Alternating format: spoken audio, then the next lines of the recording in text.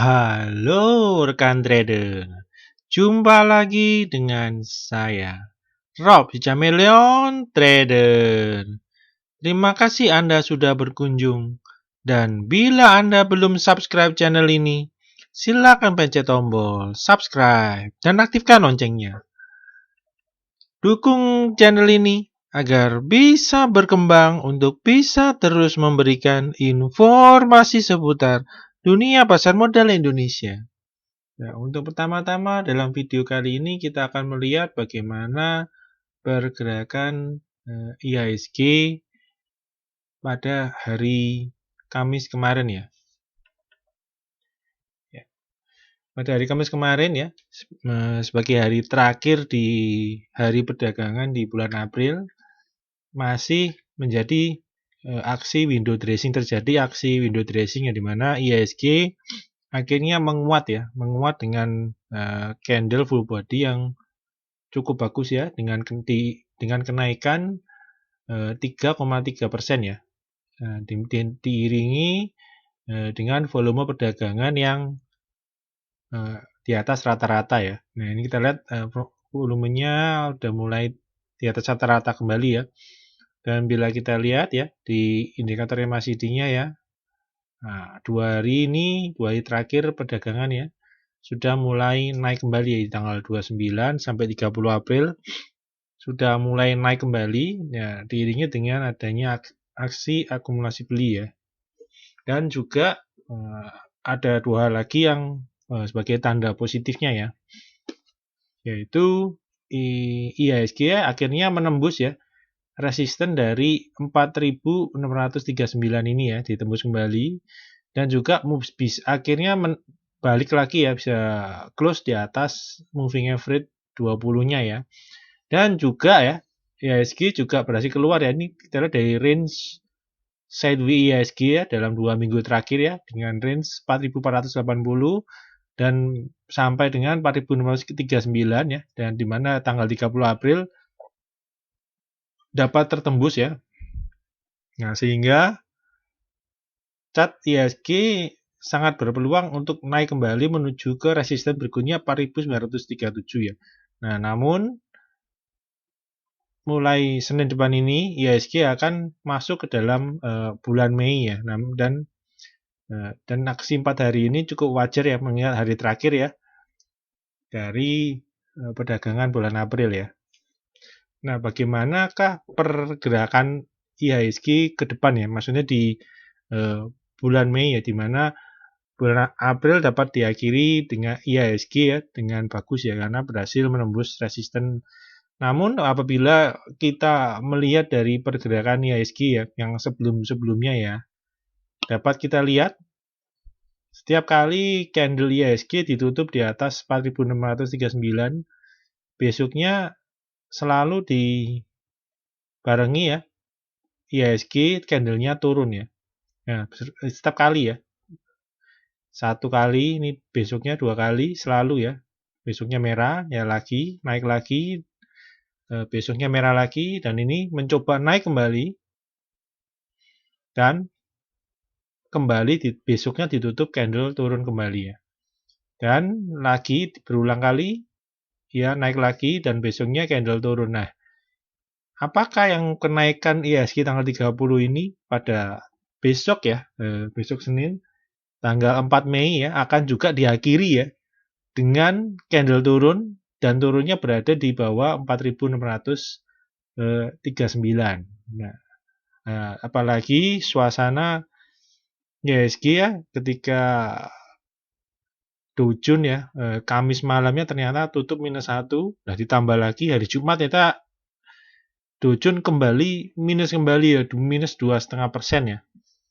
Dan ditambah lagi pada hari ini ya, sekarang pukul 5 nih, bursa Israel yang sudah dibuka pun juga minus ya, minus hampir 2% ya. Dan seperti kita ketahui juga ya, selama bulan April ini sering kali ya IHSG ini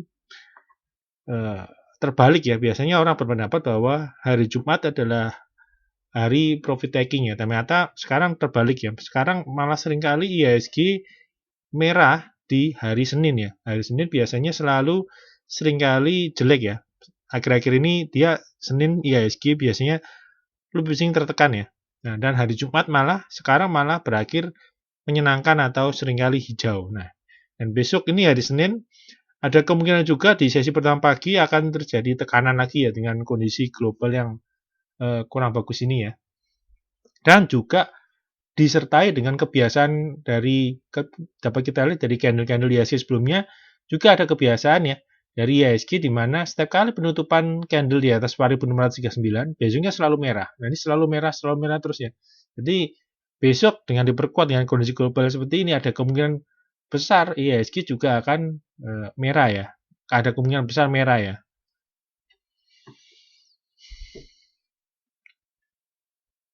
Nah,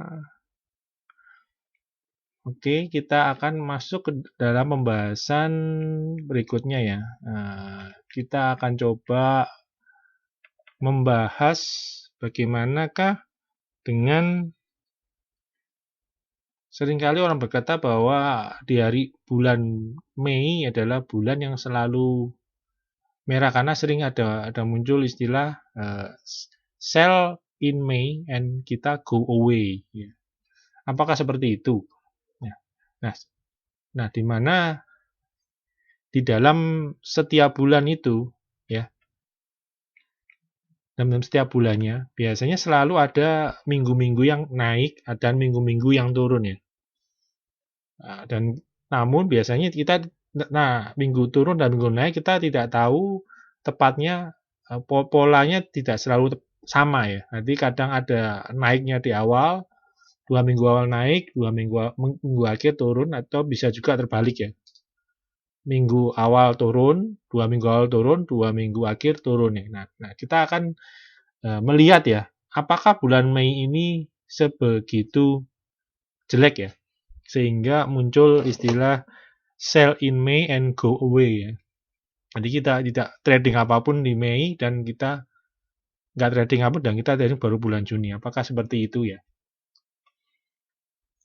Nah, kita akan melihat 3 tahun ke belakang apakah bulan Mei apakah sebegitu buruk ya. Nah, kita akan melihat di tahun 2019 ya. Di 2019 IHSG sendiri ya di akhir April jadi tutup 6455. Di bulan Mei ada sempat low ya di pertengahan, biasanya minus biasanya kebanyakan di tengah ya. Ini di tengah-tengah bulan dia ada sampai penurunan ya sebesar minus 10% ya. Namun dia IHSG bisa rebound ya sampai di akhir bulan dia rebound tutup di 6.209 dan minusnya masih minus, namun sudah jauh berkurang menjadi minus 3,8 ya. Dan kita lihat tahun berikutnya ya, 2018. Nah, 2018 IHSG ternyata juga minus ya. Minus ya. Dari open ya atau akhir dari April ya, tutup di 5994. Pertengahan bulan sempat ada low di 5716 atau minus 4,6. Minus 0,2. Rebound ya, di akhir bulan rebound sehingga dia balik ke asal ya. Nah, untuk 2017, nah bulan Mei minusnya kecil ya. Lebih kecil lagi ya, minusnya 1,9 dan di akhir Mei malah jadi indeks kita jadi positif ya, IHSG positif. Ini terlihat untuk bulan Mei dalam 3 tahun terakhir terlihat tahun 2009 itu yang paling buruk ya. Jadi sempat minus sampai 10% ya. Andai kata minusnya sama ya, berarti indeks IHSG sekarang 4.700. Kisarannya berarti sekitar di 4.200 bisa IHSG bisa turun sampai 4.200 sampai 4.300 ya. Jadi kembali ya. Jadi ada kemungkinan kalau sama minusnya ya 10% kisarannya ya seperti dengan chart yang ini ya. Berarti ada garisnya di antara 4.200 sampai dengan 4.480 ini ya. Berarti range-nya antara di sini ya. Dan kita harapkan tidak sampai parah sampai menuju ke low dari Maret ya. di kisaran 3.900. Nah, kita akan coba melihat bagaimana performa saham-saham ya, saham-saham yang saya akan mengambil yang beberapa ya. Di setiap sektor saya akan mengambil berapa, mungkin 1 atau 2 perwakilan ya, untuk yang mewakili pergerakan dari IHSG ya. Nah, ini untuk tahun 2009 ini ya. Ini adalah harga pembukaan atau akhir April, dan ini harga titik low di bulan Mei ya. Dan ini adalah persentase penurunannya. Dan ini harga close di akhir Mei ya. Dan ini juga persentase naik atau turunnya terhadap dari harga open ya, open atau di akhir bulan April. Nah, dari ini saya perlihatkan untuk beberapa semua sektornya ya, yang saya ambil sebagai sampelnya ya. Ini saya tidak mengambil semua ya, kisarannya saya mengambil hanya sekitar 20 ya, 20 sampai 21 saham ya, sebagai perwakilan mewakili di setiap sektoral ya. Ini tahun 2019. Nah, kita akan melihat di tahun 2018 ya.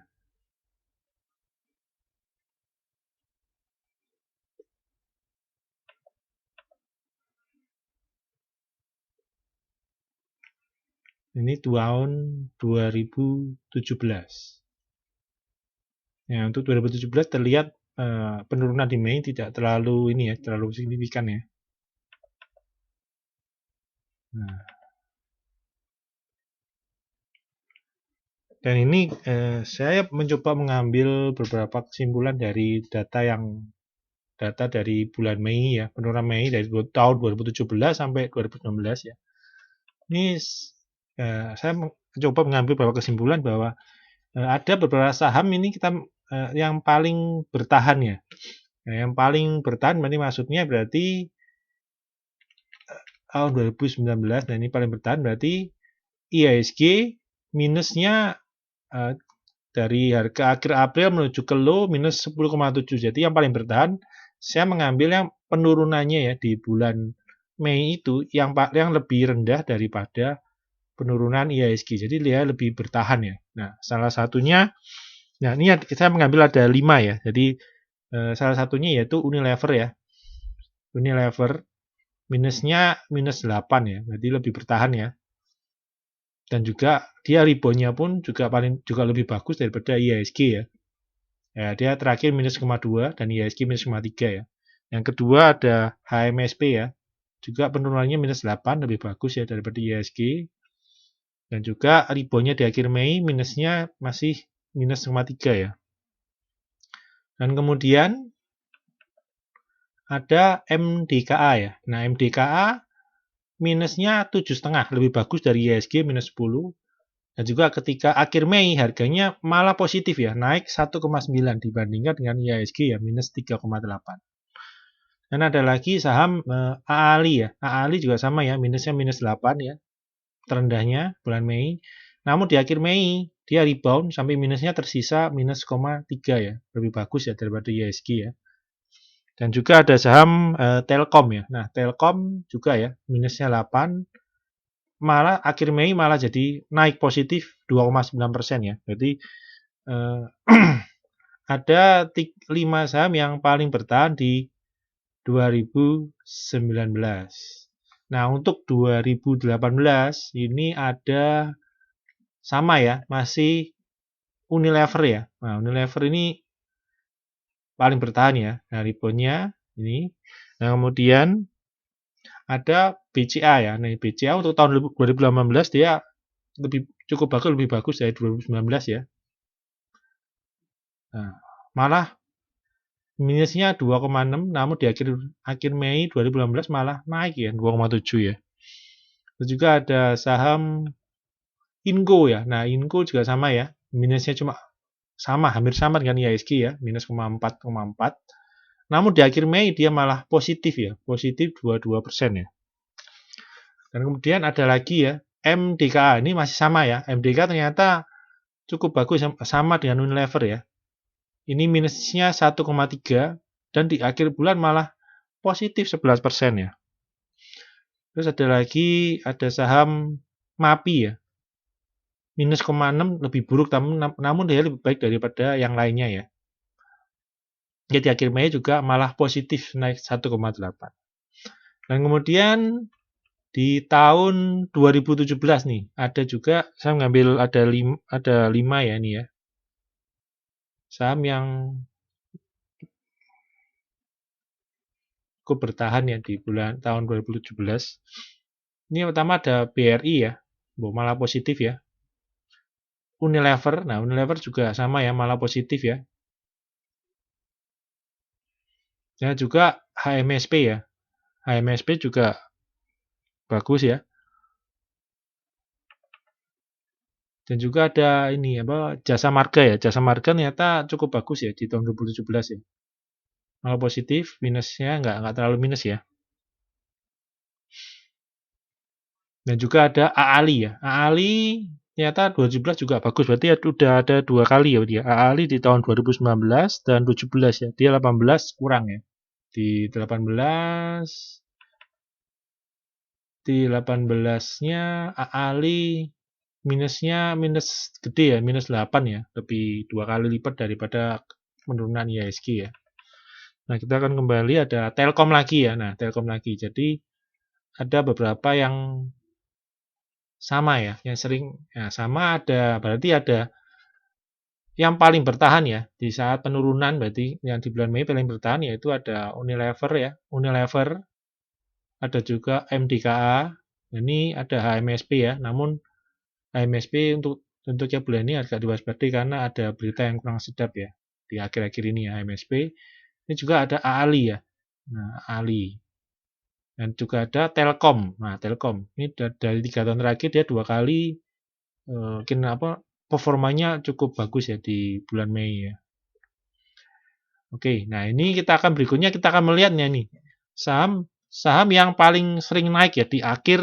Nah, ketika bulan Mei ditakutkan turun ya, ini ada malah beberapa saham yang malah di akhir Mei-nya ini dibandingkan akhir April ini dia malah naik ya. Dia malah bukannya turun tapi malah kinerjanya selama bulan Mei malah positif ya. Ini salah satunya ya, ini BCA ya. Nah, BCA ini tidak masuk yang paling bertahan, namun dia ternyata di akhir April sering positif. Nah, kita akan lihat ya BCA ya. Nah, ini BCA naik ya. Nah, di akhir dia naik ya. Open di 28750, akhir Mei 29100 atau naik 1,2. Padahal 2019 ini hancur banget ya kelihatannya. Ya, lebih hancur ya. Kinerjanya ya. Di tahun 2018 BCA naik lagi ya ternyata ya 2,7% ya di akhir Mei-nya ya. Nah, selain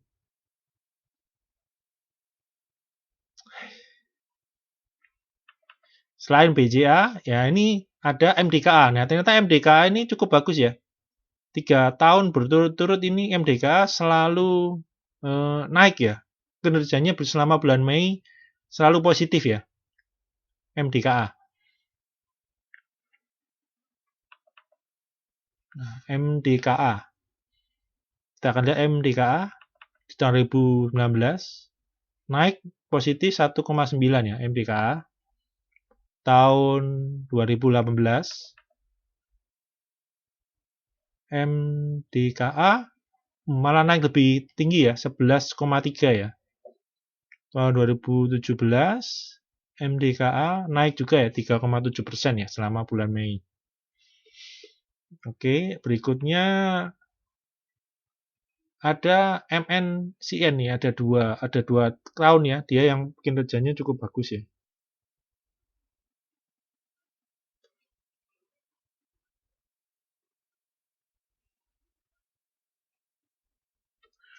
Di tahun 2019 dan 2017. Nah, 19 kita akan melihat MNCN tahun lalu dia malah bulan Mei malah mencatatkan kenaikan ya 20% malah ya. Nah, sedangkan tahun 18-nya MNCN minus 10% ya. 2017 dia naik 4%. Oke, berikutnya ada MNCN dan ini ada Jasa Marga dan HMSP ya. Oke, ini ada Jasa Marga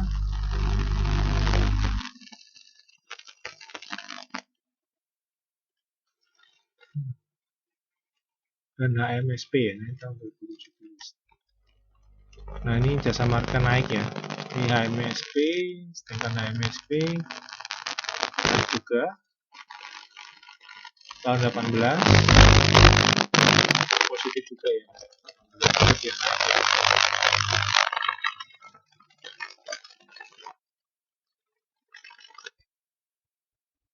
Ya, HMSP juga positif ya.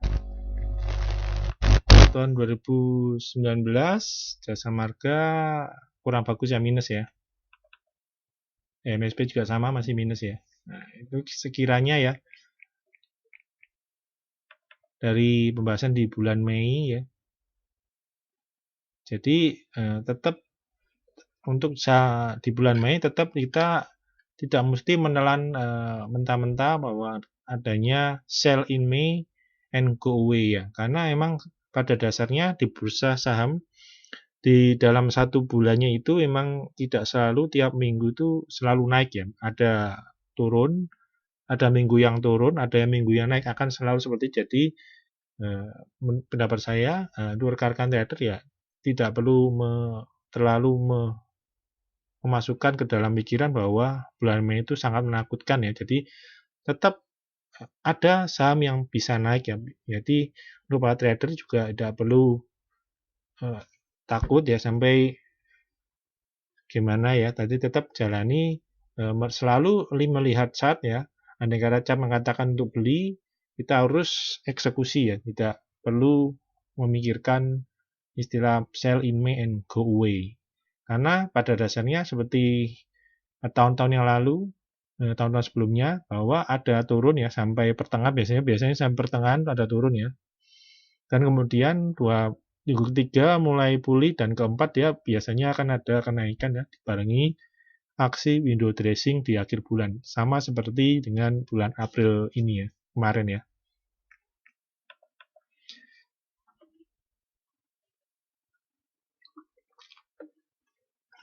Oke, kita akan masuk ke segmen berikutnya ya.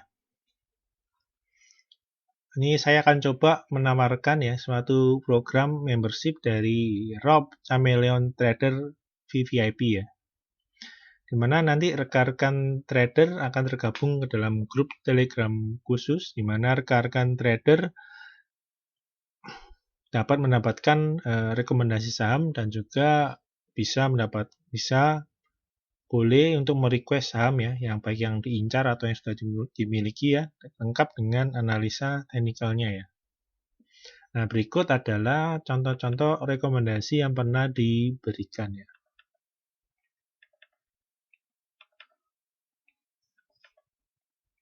Nah, bila rekan-rekan trader tertarik, ya bisa telepon atau WhatsApp ke 0838 ya. 0838 960 21213 ya. Oke. Nah, 0838 960 21213 ya. Oke, kita akan masuk ke dalam pembahasan sahamnya ya.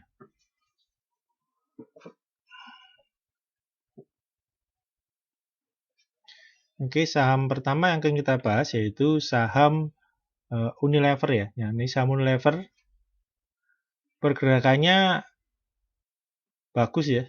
Setelah menembus resisten 7625 terlihat HMSP Unilever terlihat diangkat naik ya, seiring dengan window dressing ya menuju ke resistennya ya di 8575 ya. Nah, ini high-nya sudah 8450. Nah, ini bila rekan-rekan sudah eksekusi spekulasi buy ketika dia break resisten ini udah siap-siap untuk menjual ya.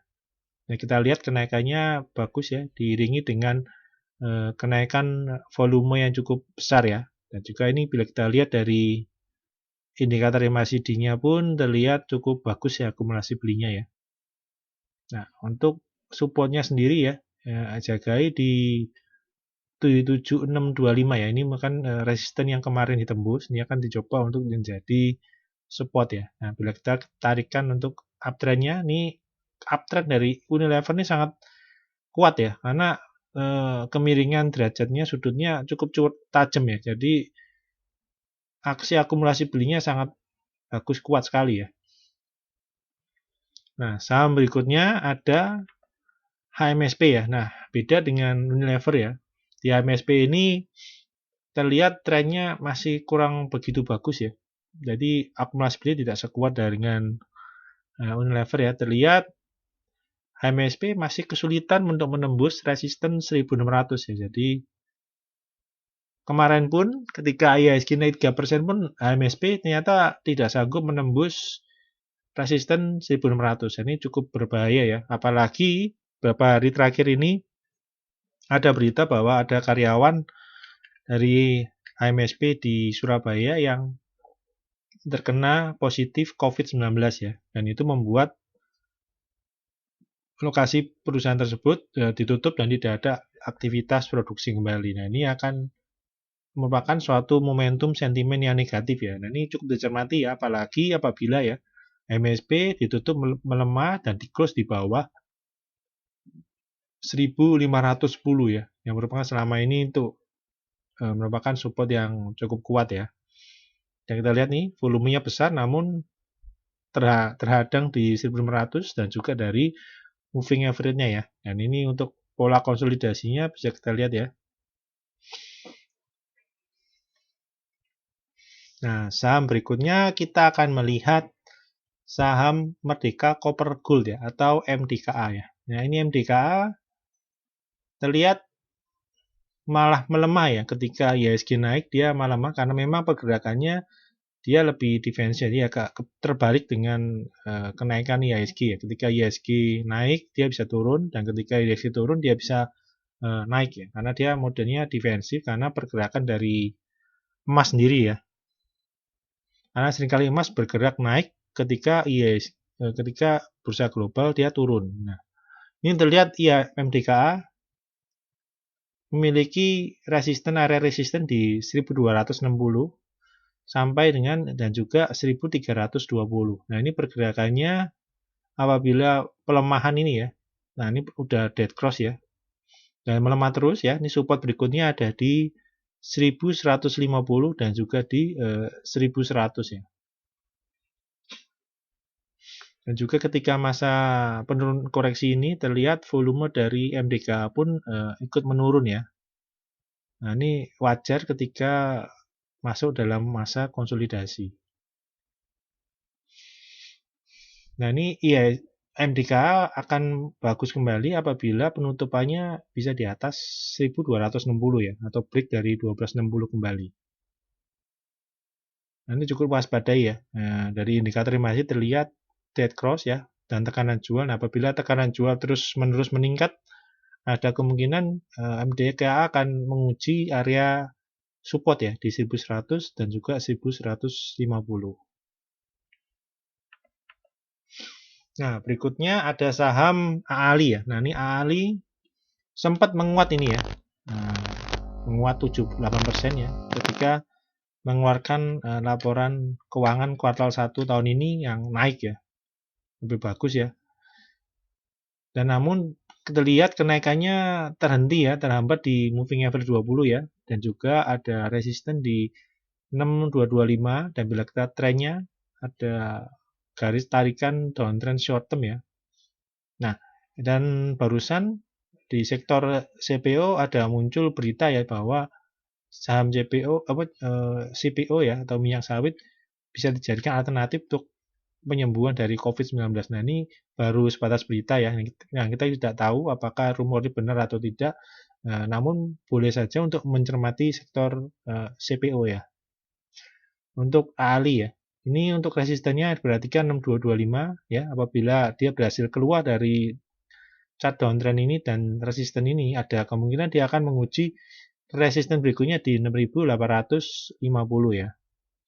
Nah, bila kita lihat sendiri untuk indikator MACD-nya, 3 hari terakhir sudah muncul akumulasi beli ya. Nah, kita akan tunggu ya penembusan dari resisten dan tarikan channel downtrend ini ya. Saham berikutnya ada Telkom ya. Nah, ini Telkom 2 hari ini benar menembus 2 resisten ya, di 2370 dan di 3490 ya. Nah, dan juga kita lihat ya, candlenya bisa keluar Bollinger bagian atas menandakan dorongan beli yang sangat kuat ya. Nah, ini diperkuat dengan bila kita dari indikator MACD-nya ya. Terlihat kekuatan naik dari akumulasinya sangat kuat ini ya. Disertai dengan volume yang cukup besar ya. Dia berhasil menembus dengan 2 resisten ya. Dan ini di atasnya untuk Telkom ya ada gap ya sampai 3.710 ya. Nah, ini kita akan lihat nanti apakah Telkom akan pullback dulu atau langsung naik ya menutup gap ini ya.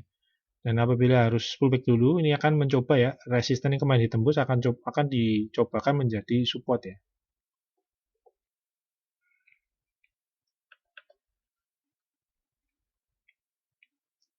Oke, berikutnya kita akan melihat saham Jasa Marga ya. Ini Jasa Marga terlihat sangat strong ya.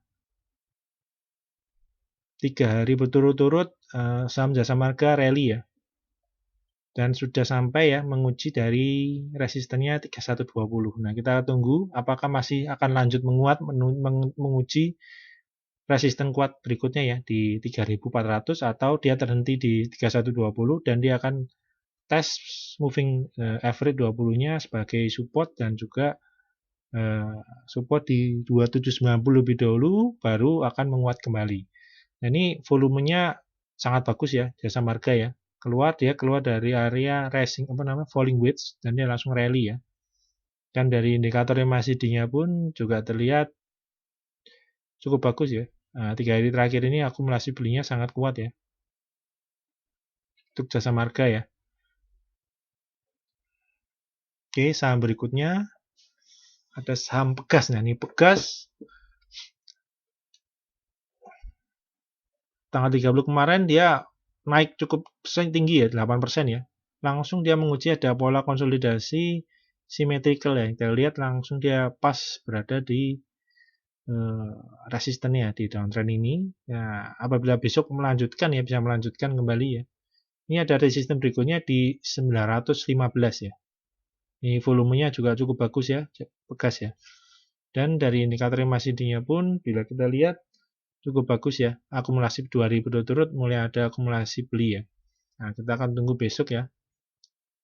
Ketika bursa global kurang kondusif, bagaimanakah pergerakan Pegas ya? Apakah dia pullback lebih dulu atau langsung break ya?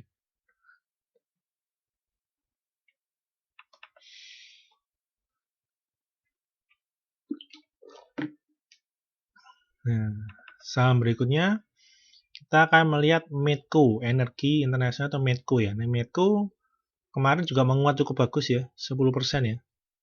Langsung dia menembus resisten 424 dan juga 456 ya. Apabila harga minyak ya yang dari tanggal 28, 29, 30 menguat terus ya. Dari harga $10 sudah menguat sampai sekarang mendekati $20 berarti apabila Senin masih naik lagi ada chance besar untuk Medco untuk lanjut ya ke resisten berikutnya di 515 ya. Nah, kenaikannya ini cukup bagus ya dengan volume besar dan bila kita ada indikator MACD-nya pun udah mulai muncul akumulasi beli yang cukup kuat ya di Medco ya. Nah, kita akan tunggu pergerakannya untuk besok ya. Maka harga minyak dapat kembali menguat ya menuju setelah menembus $20, kita akan tunggu apakah siap berlanjut kembali ya ke 30 ya dolar ya. Nah, oke, saham terakhir kita akan bahas yaitu saham BTPS ya. Ini saham banking kemarin menguat ya, rata-rata menguat hampir 10% ya, kecuali BRI ya, cuma 5% ya. Ini BTPS juga ini yang mencatatkan kenaikan yang paling tinggi ya, hampir sekitar 20% ya dari penutupan kemarin ya.